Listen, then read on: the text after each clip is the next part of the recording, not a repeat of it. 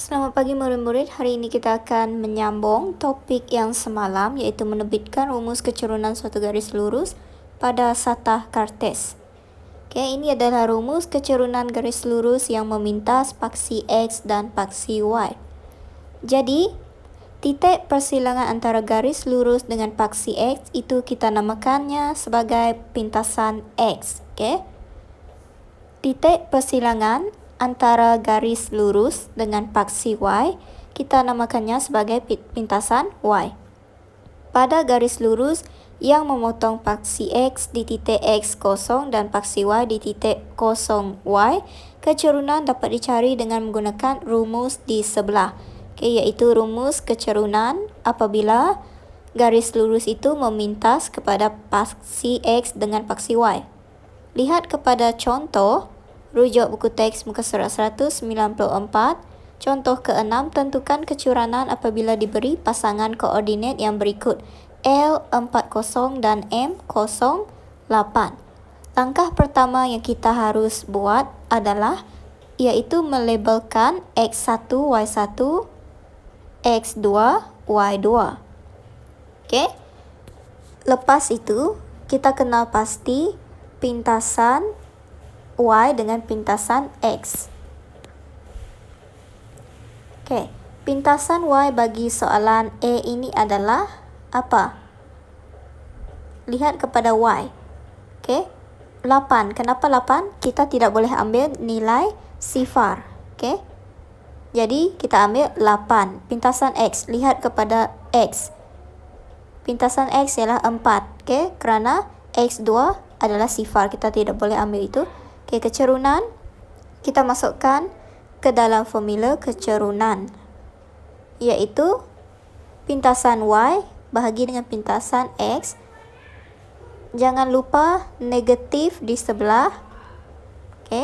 Negatif pintasan Y adalah 8, pintasan X adalah 4. Jadi negatif 8 per 4 kita akan dapat negatif 2. Soalan B sama juga cara kita buat. Mula-mula kita kena labelkan X1, Y1, X2 dan Y2. Selepas itu, kita kenal pasti pintasan X dengan pintasan Y. Biasanya kita cari pintasan Y dahulu untuk memudahkan kita memasukkan ke dalam formula. Jadi pintasan Y di sini adalah 9, pintasan X adalah negatif 3. Barulah kita masukkan ke dalam formula kecurunan. Kecurunan sama dengan negatif pintasan Y bahagi pintasan X. Pintasan Y kita di sini adalah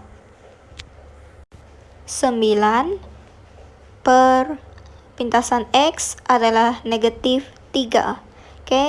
Negatif 3 kita buat dalam kurungan.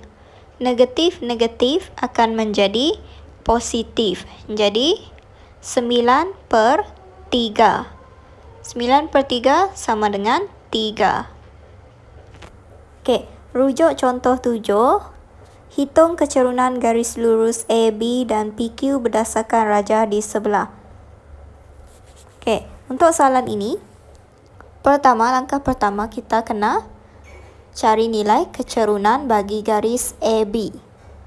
Formula yang kita akan gunakan di sini iaitu formula ini. Apabila berlaku pintasan antara garis lurus, apabila ada titik persilangan, kita akan menggunakan formula ini. Negatif pintasan Y bahagi pintasan X. Langkah pertama, kita kena cari nilai kecurunan bagi garis AB. Lihat. Pintasan Y bagi AB adalah apa?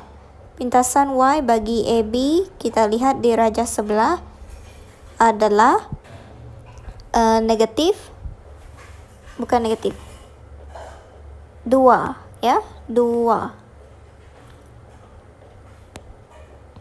Pintasan X pula ialah negatif 3. Jadi, negatif, positif. Jadi, kita akan dapat 2 per 3. Maka, nilai kecerunan bagi garis AB adalah 2/3. Langkah kedua barulah kita cari nilai kecerunan bagi garis PQ. Lihat rajah, pintasan Y bagi PQ adalah 3. Lihat kepada paksi Y. Pintasan Y-nya adalah 3, manakala pintasan X-nya pula ialah 3. Lihat kepada paksi X, 3. Jadi negatif 3/3 kita akan dapat negatif 1. Maka kecerunan bagi garis PQ ialah negatif 1.